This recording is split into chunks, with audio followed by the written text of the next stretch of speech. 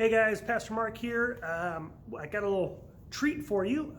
If you remember, last year we had JT Martin, who joined us not only for our Defending the Faith conference, but also for a question and answer event. And while he was here, I had an opportunity to sit down with JT, and he and I had a conversation that we recorded for his podcast about the role of apologetics in the church. Here is a portion of that discussion. I hope you enjoy it. If you want to get the full episode, you can check out his podcast. I'll put the links in the description below. But here's just a short bit of that conversation. I hope you enjoy. Hello. Welcome back to the In Step with God podcast. Today we have a very special episode. I am at Liberty Hill Baptist Church with Pastor Mark. Tonight we're doing a Q&A later on this evening, and I came down a little bit earlier from Dallas to Moody, Texas to talk with him about, kind of just what are the differences between apologetics in kind of this practice of building other believers up versus how we usually see it from individuals like Frank Turek and others, where it's about how do we reach somebody with logic and arguments. I guess kind of like to dig into, I think that your past experiences kind of with BSM and working as a college minister, I think are probably the easiest place to maybe start with this, and kind of just that journey from actively doing apologetics without really realizing it to coming to an understanding of like what it is you were actually doing. I'm kind of curious what that journey was like. So, it was interesting because on a college campus, where it's like I'm a student in a student organization, but I'm out there, and as we are doing our events or just going on campus, doing evangelism or whatever, you obviously are going to get questions. You get people who don't believe, or maybe they was raised in church but didn't really believe much or anything, and so they always push back, and so you're just always making an apologetic. I mean, it's just what you're doing. But then, as I moved into youth ministry, especially, and then, as a youth minister, you start hearing all the statistics about how many kids are leaving the church every year and all this kind of stuff. And so it's like, we need to equip them to be able to defend their faith. And so that's actually when I kind of discovered apologetics proper and realized, oh, hey, there's a name to this thing, and actually started studying apologetics material. But then in a church setting, as I'm teaching it, the reason I'm teaching it shifted from trying to get people who are outside of the church to properly understand why they need the gospel, shifted over to helping people who are in the church to think about why they believe. An interesting thing I related to, I used to tutor. Side job in college to make some money. 90% of what a tutor does has nothing to do with the subject material. It's study methods, it's learning processes, you figure out, is this person auditory learner, kinetic learner, that kind of thing, and you adjust how they study and what they do accordingly. A lot of what I've seen in the church, you can teach all kinds of material, but if people don't actually know how to process it and think about it, then you hit a big roadblock. Mm-hmm. And so, as the years have gone on, I've actually been discovering that more and more, what I'm needing to focus on is how to think about things, not so much just the information. Yeah, and that's been in a lot of ways, I think that's been kind of my experience at SMU. I've been kind of in the college ministry and youth ministry scene for about, almost 3 years now.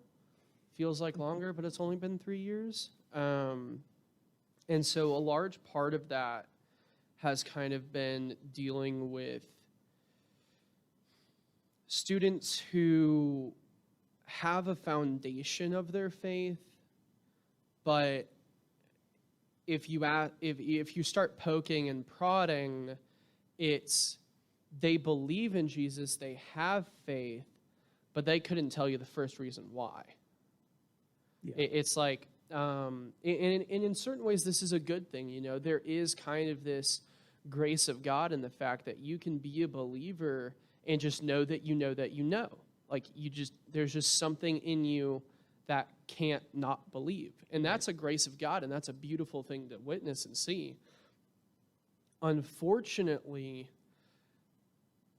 it's hard to reach people when you can't find a common ground for discussion with them. And I think in a lot of ways, what apologetics, in terms of building up believers, has looked like in my context has been helping Christians learn how to find common ground socially, intellectually, and just as part of life. It's being able to relate their life to their faith and being able to use that in their conversations with other believers, and kind of just have a greater sense of fellowship in that regard.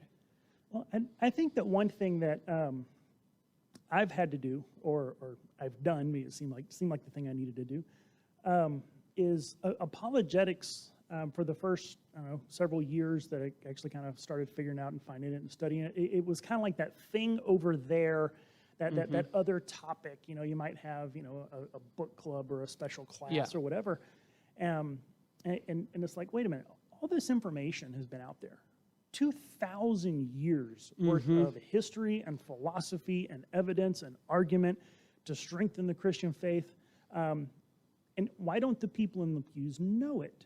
And I think part of it is got comfortable for several generations just in a Christian culture. We didn't need to know it. There wasn't challenges coming. And two, it got siloed off as that thing over there. Yeah. And so what I have begun doing in my time here at Liberty Hill is that I sprinkle it in everywhere. I just make it the air we breathe. Apologetics is just the environment. Every single thing I do, whenever I'm preparing my sermons, I got the Bible, I got commentaries, and I got the Skeptics Annotated Bible open. I got infidels.org. Yeah. I've got, I go to the places where they're making the challenges so that while I'm preaching, I also throw out, here's this, and here's the answer to it, and then, so that in the midst of all of the just exposition and application for life, they're also seeing, there's answers to this. Yeah. There's answers to this. There's a contradiction. Well, actually, no, there's an answer to that. Yeah. And so that over and over again, every Sunday, every Wednesday, that constantly is just seeing, hey, here's why this is true. Here's the answer for this. That kind of thing. Yeah, no, that's so different from what you usually see in most churches. And as young as I am, that's a rarity to see. There are more churches starting to sprinkle it in kind of everywhere, but very few and far between when we're considering evangelical Christianity kind of across the board. Like when we include California up to Maine, and we're talking about American evangelical Christianity, the inclusion of apologetics is not the norm for a Sunday sermon or a Wednesday night thing for the youth group. It's just not the normal experience. And I think a huge part of the reason why it became that other thing was that people stopped. I think in a lot of ways our Christian culture became one where in certain regards we weren't really thinking about what we were believing. We were just kind of believing it. Oh, yeah. And so philosophy, logic, all of these things kind of became, for lack of better terms, well, that's that thing for that, person who's teaching my pastor's supposed to know. It's like, Right. It's this thing where it's like, if you're going to be a pastor, yeah, you should probably learn it, but your congregation doesn't really need it. That seems to have been the attitude, again, kind of like looking with hindsight being 2020.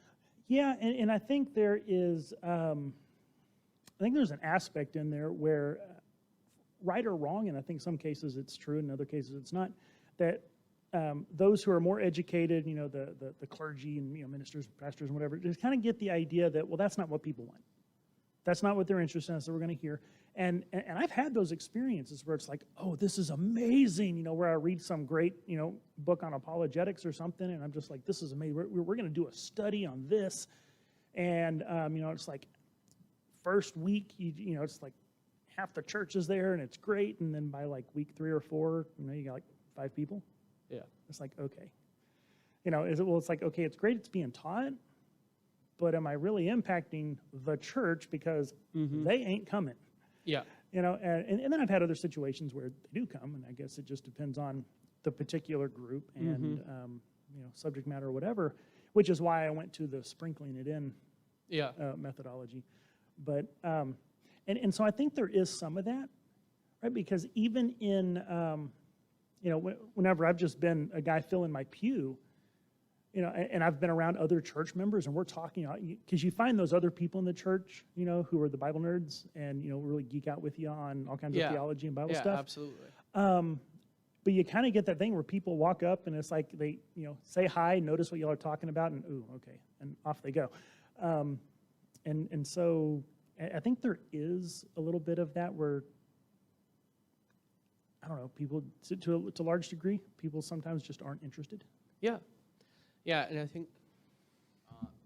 so like, this kind of came to mind to me that like, I thought of the metaphor that you can lead a horse to water, but you can't force him to drink. And like you've kind of mentioned, you're sprinkling in your, apologetics into your sermon. So like, what do you think about that? So like, just actually getting the horse to drink like deeper, say, philosophy or theology and apologetics.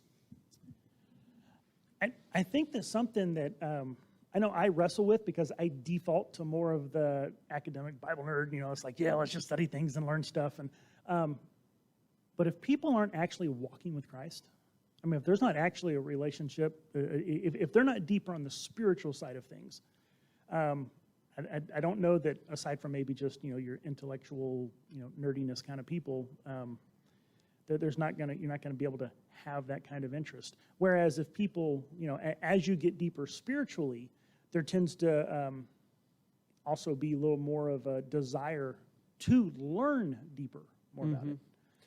Yeah. And so I think we can't, and it's one thing that, again, because we all have personalities that lean one way or another, that we can fall into one trap to where you have churches that are just all over hype, emotional, just spiritual, and then you have ones where, it's like you're almost, attending a, college seminar. We got to balance those out. Yeah, no, absolutely. And I think another huge piece of kind of the question that Martin's bringing up, and you kind of started hinting at it towards the end of what you had said before his question, is unfortunately, in more conservative Christian spaces, I think a large part of the lack of interest is that we have generations of Christians who have kind of been raised in this atmosphere where faith is anti-intellect. Yeah. I think, unfortunately, now that's been changing to a great degree because of the work of Frank Turek, the McDowells, and others. But a lot of the seeds are still there, especially as you get into more conservative spaces within the various evangelical denominations.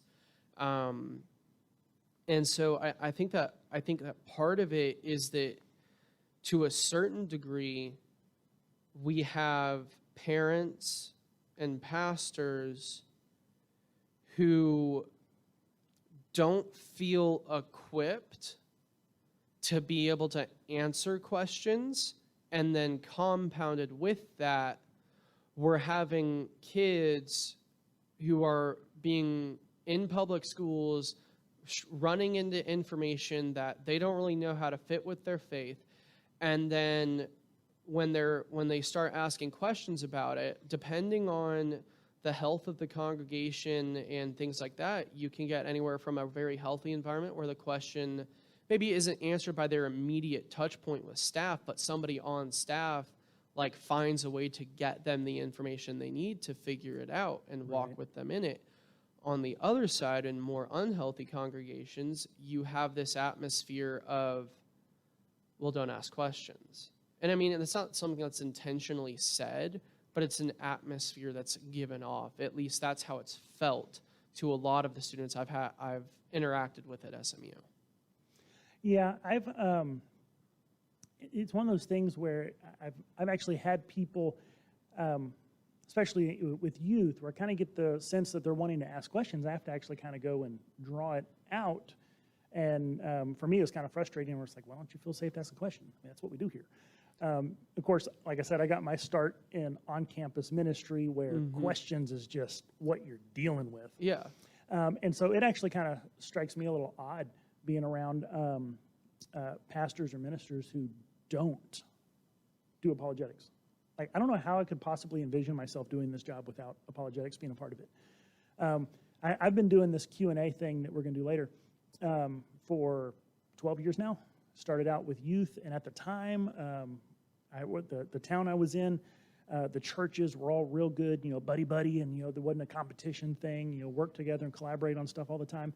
And so I got with some of the other youth pastors and said, hey, Q&A. And so we'd get together and do a Q&A. Whenever I moved to Liberty Hill, want to do the same thing. And so, I called up some people, ran into one of the local pastors at a community event. And I'm like, hey, I've got this Q&A thing coming up that I'm going to do. And I just love, to get some other ministers together. And it's just whatever questions people have, just make ourselves available to answer them. And he went, wow, you're brave. No thanks. Yeah. What? Yeah. What? What do you mean no? And so, but it wasn't just that he, said no, but it's like the you're brave. It's like, well, no, this is what we do. We're here to answer their questions. Yeah. Well, I mean, to teach, but part of teaching is also answering the questions. And that's one thing that has always blown my mind is, as I engage with skeptics and atheists who used to be in church, that's such a common thing that they were in a setting where questions weren't allowed. Yeah. Like, I've never been in a setting where questions weren't allowed. Yeah. I mean, even as a child in Sunday school, I guess I've just lucked out at the churches I've been in. I've never been in a church where I had that feeling. Yeah. Okay, well, if you want to hear the rest of that, you're going to have to go check it out at In Step with God on JT's channel or podcast there. Thanks for listening. Have a great day.